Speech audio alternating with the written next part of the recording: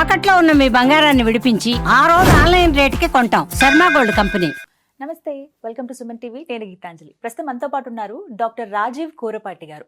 వారు అమెరికాలో వృత్తిరీత్యా డాక్టర్ అండి. 25 సంవత్సరాలుగా ఈ సర్వీస్ కొనసాగిస్తున్నారు. మరోవైపు ఆయనకి స్పిరిచువాలిటీ అంటే చాలా మక్కువ.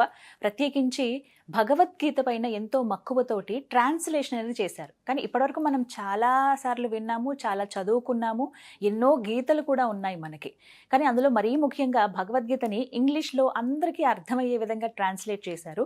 అసలు భగవద్గీత సారం ఏంటి, ఎవరెవరు పఠించవచ్చు, ఎలా పఠించాలి, భగవద్గీతనే మన వే ఆఫ్ లైఫ్ అని చెబుతూ ఉంటారు, ఏం నేర్చుకోవచ్చు, ఇవన్నీ కూడా వారు చాలా వివరణాత్మకంగా వివరిస్తూ ఉన్నారనమాట. తెలుసుకుందాం వాటన్నిటి గురించి. అమెరికా నుంచి వచ్చారు, ఇండియా రాగానే మేము ఒకసారి ఒక ఫోన్ చేయగానే తప్పకుండా వస్తాను, వీటి గురించి వివరిస్తానని చెప్పారు. చాలా సంతోషం. మరి ఆలస్యం చేయకుండా భగవద్గీత గురించి రాజీవ్ గారి మాటల్లో విని తెలుసుకుందాం. డాక్టర్ గారు నమస్తే అండి. నమస్తే అండి. నార్మల్గా డాక్టర్ గారు అనగానే హెల్త్ విషయాలు మాట్లాడతాము, బట్ ఇప్పుడు స్పిరిచువల్ హెల్త్ గురించి మాట్లాడుకుందాము. సో హ్యాపీ సార్ మిమ్మల్ని కలవటము. ప్రత్యేకించి 25 years అవుతుంది సార్? అవును, 25 years అవుతుంది. మొదట నాకు కూడా చాలా ఆనందంగా ఉంది మీతోటి కాసేపు సంభాషణ చేయడం, మీ ప్రేక్షకులకి దగ్గర అవడం చాలా హ్యాపీగా ఉంది. ఫస్ట్ మీ తెలుగు చాలా అద్భుతంగా ఉందండి, చాలా బాగా మాట్లాడుతున్నారు చక్కగా, ఎక్కడ ఉచ్చారణ దోషాలు కూడా లేవు. ప్రత్యేకించి ఈ స్పిరిచువల్ వే జర్నీ అనేది ఎలా ఉందండి ఇప్పుడు మీకు? సో నేను వృత్తిరీత్యా డాక్టర్ని కదా, అక్కడ అమెరికాలోనే 24 ఏళ్ళుగా అక్కడే ఉంటున్నాను. గత 20 ఏళ్ళుగా డాక్టర్గా పనిచేస్తున్నాను హాస్పిటల్లో. సో ఈ స్పిరిచువల్ వే అంటే ప్రతి మనిషికి కొన్ని ప్రశ్నలు ఉంటాయి కదా, ఇది ఏమిటిది, ఈ ప్రపంచం ఏమిటి, ఎందుకు కష్ట సుఖాలు ఎందుకు వస్తాయి, ఇవన్నీ ఉంటాయి, చిన్నప్పుడు ఉంటాయి చాలామంది ప్రశ్నలు. అవి యూజువల్గా మనం పెద్ద అయ్యే కొద్దీ చిన్నగా పోతాయి, దాన్ని అడగడం మానేస్తాం. కానీ నాకు మటుకు ఆ క్యూరియాసిటీ అలా ఉండింది. సో ఆ క్యూరియాసిటీకి ఇక్కడ మనం యూజువల్గా ఎక్కడంటే ఫిలాసఫీస్లో అట్లా ఎదుగుతూ ఉంటాం, గ్రీక్ ఫిలాసఫీ, తర్వాత ఇండియన్ ఫిలాసఫీ, అట్లాంటివన్నీ చూస్తూ ఉంటాం. సో అట్లా మొదలైంది.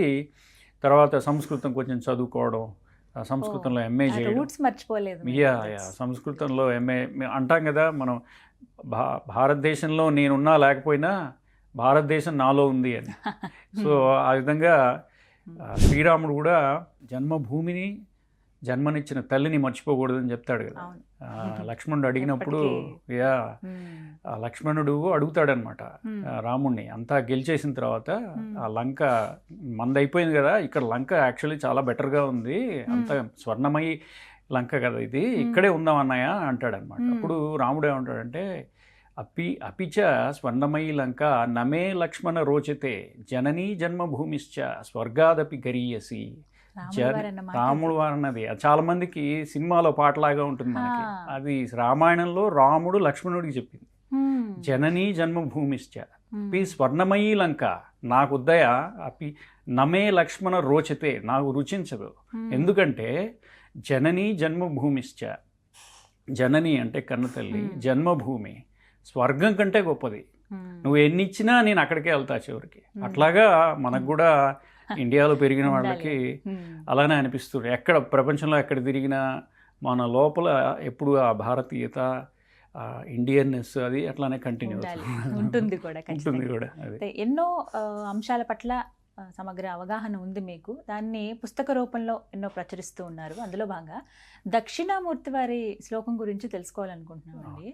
అంటే ఈ మధ్య కాలంలో చాలామందికి, అంటే ఇప్పటి జనరేషన్ వాళ్ళకి తెలుస్తుంది అనడంలో అది అతిశక్తి కాదు, సంతోషం అనిపించింది వినగానే. మీకు అంటే మేబీ వినుంటారు, దేవుళ్ళు అనగానే విష్ణువు, శివుడు, అమ్మవారు ఇలా వరకే ఉండిపోతారు.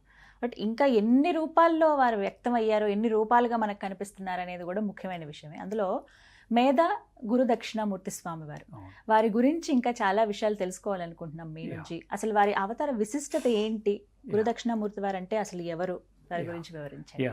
సో దక్షిణామూర్తి ఆర్ మేధా దక్షిణామూర్తి అంటారు. మేధ అంటే మేధస్సు, మేధస్సు అంటే మనలో ఉన్న అజ్ఞానాన్ని తొలగించడానికి, మన మేధస్సుని క్లియర్ చేయడానికి అంటారు కదా. అజ్ఞాన తిమిరాంధస్య జ్ఞానాంజన శలాకయ చక్షుర్ ఉన్మీలితం ఏన తస్మై శ్రీ గురవే నమః. గురువు ఏం చేస్తాడంటే మనకి అజ్ఞాన తిమిరాంధస్య, మనలో ఉన్న అజ్ఞానం అనే అంధకారాన్ని మనకు ఒక అంజనం వేసి కళ్ళు తెరిపించి మనకి చూపిస్తాడట. అజ్ఞాన తిమిరాంధస్య జ్ఞానాంజన శలాక, జ్ఞానమనే అంజనంతో అలా కళ్ళు తెరిపించే ఒకానొక తత్వము రూపమైతే దక్షిణామూర్తి అవుతుంది. సో దక్షిణామూర్తిని చాలామంది గురువుగా భావిస్తారు.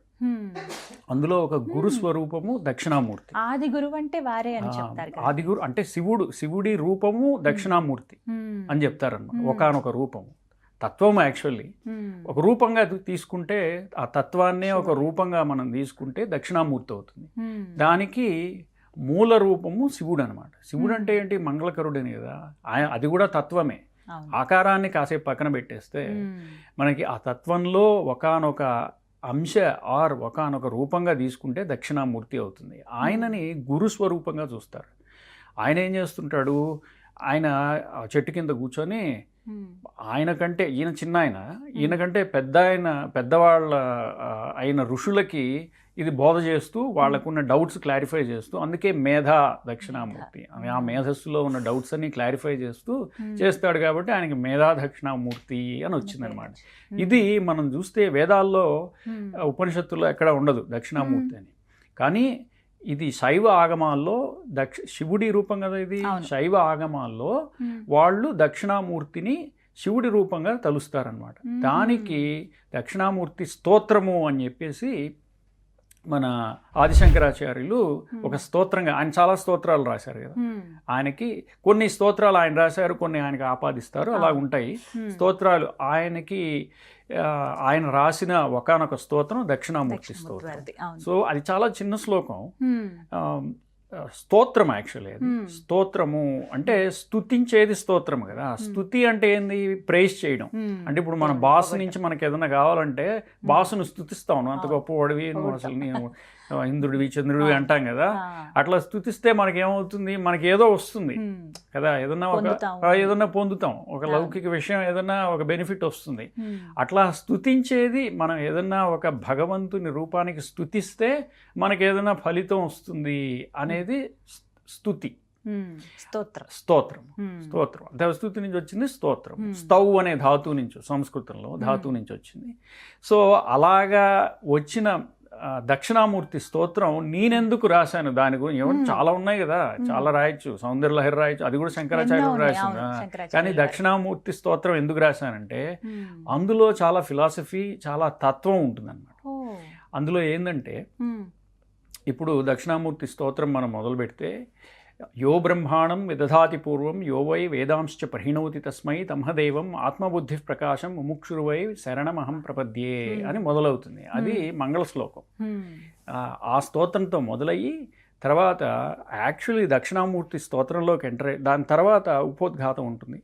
దాని తర్వాత యాక్చువల్ స్తోత్రం ఎంటర్ అయినప్పుడు విశ్వం దర్పణ దృశ్యమాన నగరీ తుల్యం నిజాంతర్గతం పశ్యన్నాత్మని మాయయా బహిరివోద్భూతం యథా నిద్రయా యస్ సాక్షాత్ కురుతే ప్రబోధ సమయే స్వాత్మానమేవాద్వయం తస్మై శ్రీ గురుమూర్తయే నమైదం శ్రీ దక్షిణామూర్తయే అని మొదలవుతుంది.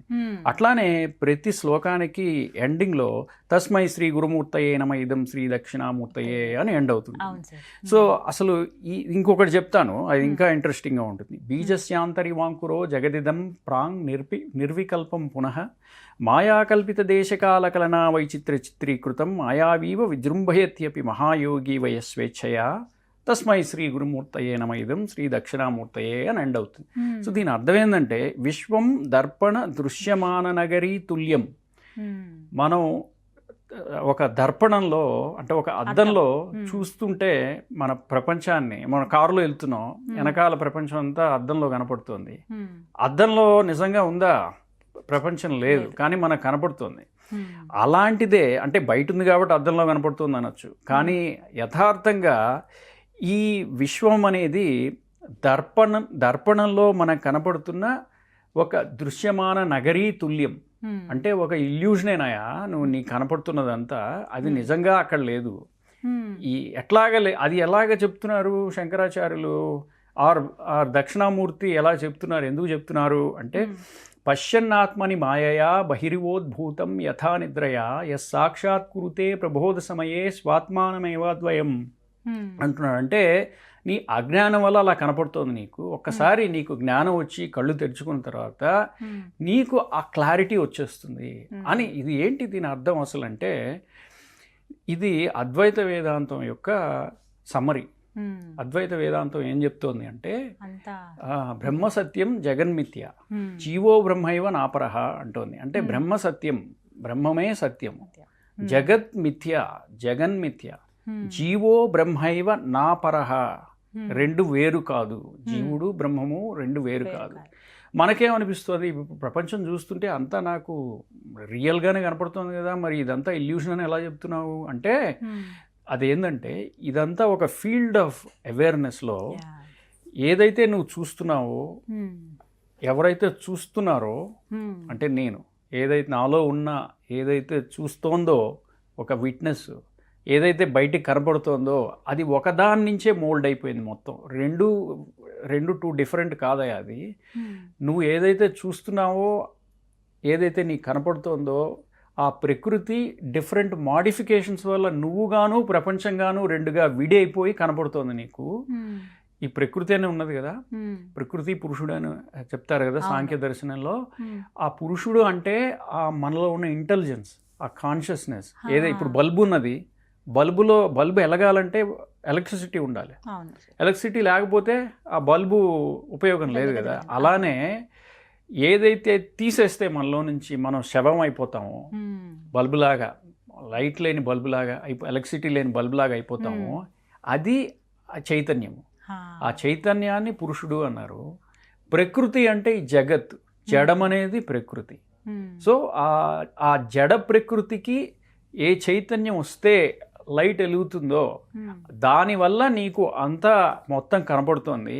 కానీ ఈ ప్రకృతి నీలాగను నువ్వు చూసేదానిగాను డివైడ్ అయి ఉన్నది. ఒక పిండి ముద్దను తీసి రెండుగా చేసి రెండు బొమ్మలుగా తయారు చేస్తే రెండు బొమ్మల్లా కనపడతాయి. కానీ ఆ రెండు ఒకదాని నుంచి వచ్చినాయి, రెండు కలిపేస్తే ఒకటైపోతాయి. అలాంటిదే ఇది. ఈ ప్రకృతిని మనకి విడిగా కనపడుతోంది, రియల్గా కనపడుతోంది, కానీ అది ఒకటే, అది రెండుగా డివైడ్ అయ్యి అలాగయింది అనేది చెప్పడం దీని తాత్పర్యం అన్నమాట. అట్లానే ఇంకో దాంట్లో బీజస్యాంతరి వాంకురో జగదిదం ప్రాంగ్ నిర్వికల్పం పునః. ఎట్లాగంటే ఇది ఇప్పుడు ప్రకృతి ఎలా వచ్చిందంటే ఒక బీజంలో నుంచి చెట్టు వచ్చినట్టుగా. సో బీజంలో చెట్టు ఉందా? లేదు, కానీ వచ్చింది కదా. సో అలాగనమాట.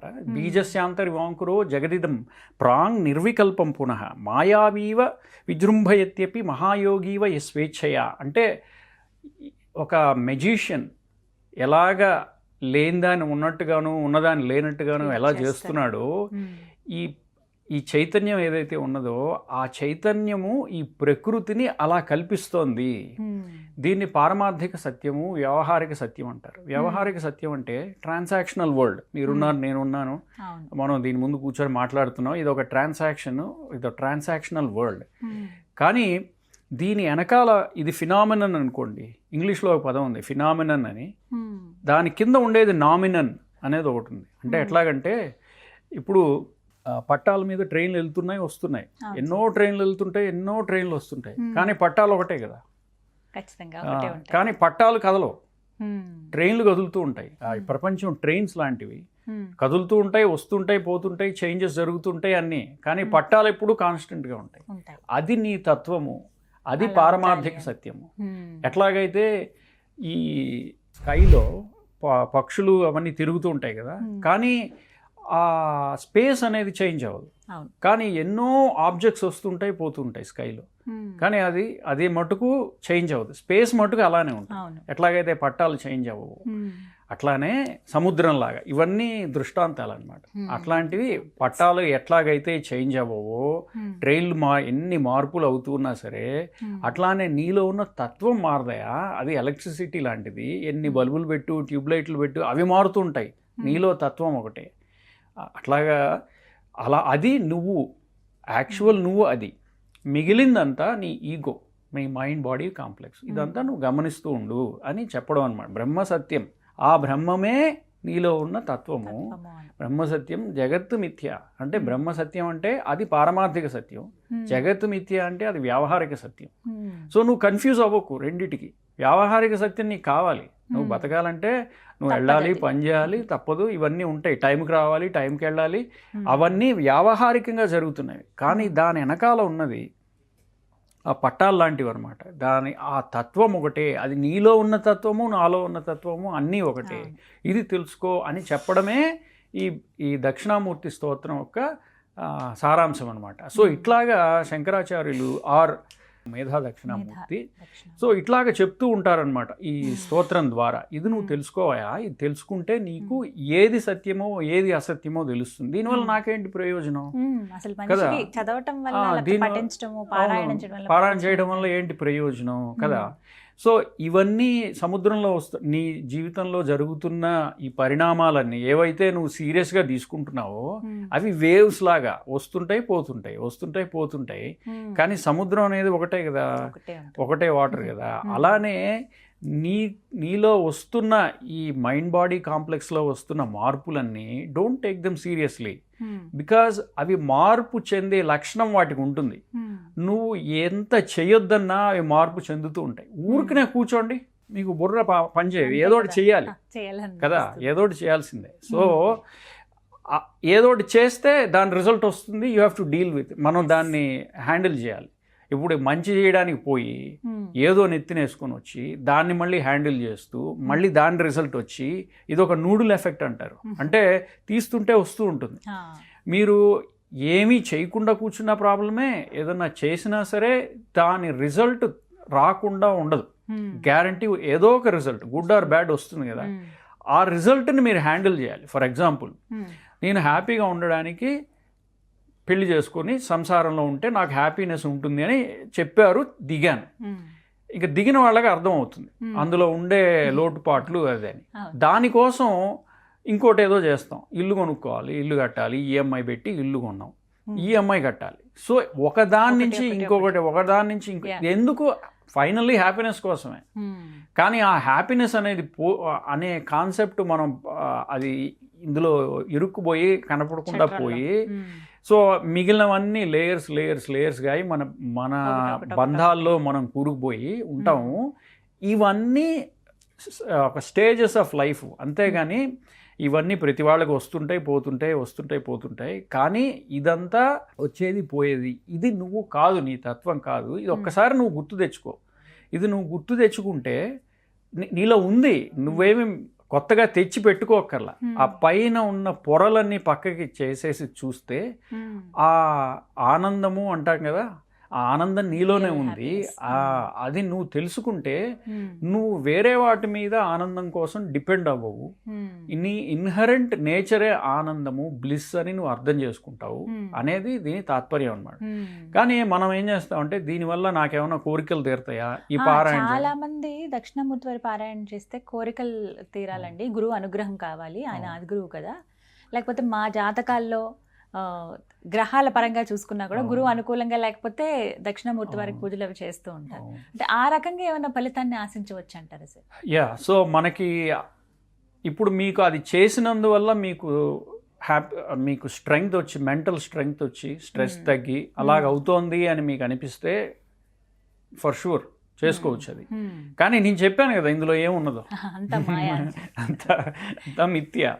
సో జగన్మిథ్య, జీవో బ్రహ్మైవ నాపరహ. యాక్చువల్లీ అది తెలుసుకుంటే మీకు అది ఆ తత్వం బోధపడితే మీకు ఈ సఫరింగ్ ఇదంతా ఉండదు అనేది చెప్పడం శంకరాచార్యులు దక్షిణామూర్తి స్తోత్రం యొక్క సారాంశం అన్నమాట, ముఖ్య సారాంశం. అది కాకుండా మాకు అంతగా అర్థం కావట్లేదు, ఈ తత్వం అంతా మాకు బోధపడట్లేదు, అది చాలా ఫిలసాఫికల్గా ఉంది, మాకు ఈ దోషాలు ఏవో ఉన్నాయి, దానికి పరిహారం కావాలని దక్షిణామూర్తి స్తోత్రం చేసుకోమని చెప్పారు. అది చేసుకుంటే తగ్గుతుంది, ఆ దోషం పోతుంది అన్నారు, లేకపోతే గురు బలం పెరుగుతుంది అన్నారంటే ఓయా డెఫినెట్లీ చేసుకోవచ్చు. ఓయా, ఎందుకంటే దానివల్ల మనకి చిత్తశుద్ధి వస్తుంది, కాన్సన్ట్రేషన్ పెరుగుతుంది. ఇది మన ఆదిత్య హృదయం లాగా. ఆదిత్య హృదయ స్తోత్రం కూడా అంతే. పిల్లలతో కూడా పిల్లలతోనే ఎక్కువ చేస్తారు దీన్ని, ఎందుకంటే షార్ప్నెస్, మెంటల్ షార్ప్నెస్, ఎడ్యుకేషన్ అవన్నీ పెరుగుతాయి. ఎందుకంటే ఏదైనా సరే ఎడ్యుకేషన్ సా విద్య యా విముక్తయ్య అన్నట్టుగా విద్య వల్ల మనకి విముక్తి రావాలి, బంధం రాకూడదు. ఇప్పుడు ఒక మ్యాథమెటిక్స్లో ఒక ప్రాబ్లం ఉందంటే ఆ ప్రాబ్లం సాల్వ్ చేస్తే అది ఇంకా ప్రాబ్లం అవ్వదు కదా. ఇప్పుడు మనం ఎప్పుడు దాకా ప్రాబ్లం అంటాం, అది తెలియకపోతే దాని ప్రాబ్లం అంటాం. ప్రాబ్లం లా చూస్తాం. అది ఎప్పుడైతే దాని ఆన్సర్ తెలిసిందో, స్టెప్స్ ఆన్సర్ వచ్చేసిందో, it ceases to be a problem. ఇంకా ప్రాబ్లం అవ్వదు కదా అది. అట్లానే ఏ విద్య తెలిస్తే మనకి మన బంధాలు పోయి మనకి హ్యాపీనెస్ ఇస్తుందో ఆ విద్యని తెలుసుకోవాలయా నువ్వు అని చెప్పడం అనమాట దీని తాత్పర్యం.